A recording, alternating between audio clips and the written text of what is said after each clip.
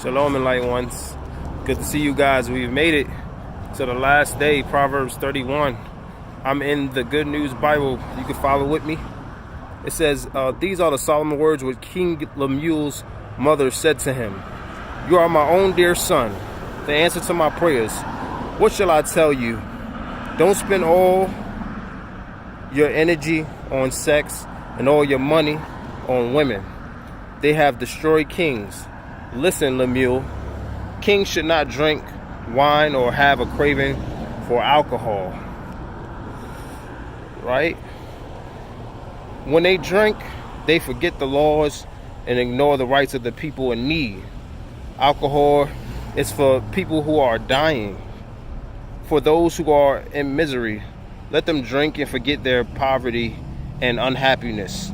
Speak up for people who cannot speak for themselves. Protect the rights of all who are helpless. Speak for them and be a righteous judge. Protect the rights of the poor and needy.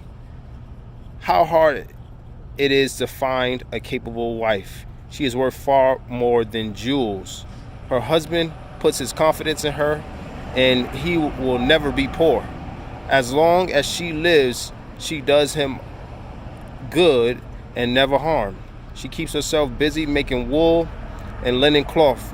She brings home food from out of the way as merchant ships do.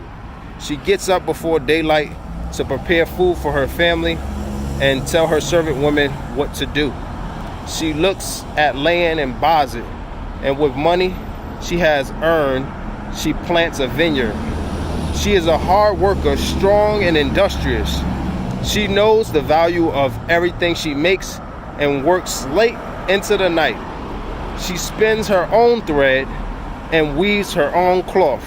She is generous to the poor and needy. She doesn't worry when it snows because her family has warm clothing. She makes bedspreads and wears clothes of fine purple linen. Her husband is well known, one of the leading citizens. She makes clothes and belts and sells them to merchants. She is strong and respected and not afraid of the future. She speaks with a gentle wisdom. She is always busy and looks after. She's always busy and looks right. Strong, respected, and not afraid of the future. She speaks with gentle wisdom. She is always busy and looks after her family's needs. Her children show her appreciation, and her husband praises her. He says, many women are good wives, but you are the best of them all. Charm is deceptive and beauty disappears, but a woman who honors the Lord should be praised. Give her credit for all she does. She deserves the respect of everyone. And that word is blessed. So yeah, it's an awesome word. A lot of times people use and reference Proverbs 31 and talk about a woman of virtue, but they don't notice that it has a lot of great pointers for men as well. You know, it was a real powerful saying how that's all of it in a nutshell, pretty much, for a man not to give all his energy to sex and desire alcohol. You know, it helps you live a righteous life and making the right choices, so your vision, your decisions won't be impaired. And then talking about a woman of virtue, how valuable she is, and that's how the church ought to be. That's what comes to mind when I hear about a woman of virtue. That's how the church ought to be, adorning herself with jewels and things like that. As far as, you know, church being the body of Christ, you know, everybody is supposed to play their position and do their job. Whatever gift that God has given you, operate in that to the best of your ability.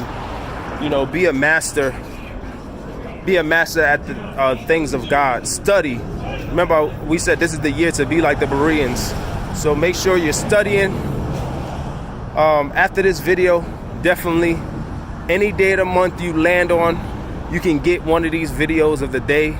Listen to it on audio with your headphones. Comment, like, and share. I thank you for rocking with me. We got some great things coming up. I love you guys. Oh man, congratulate yourself. Give yourself a hand clap. You did it. Bless you all.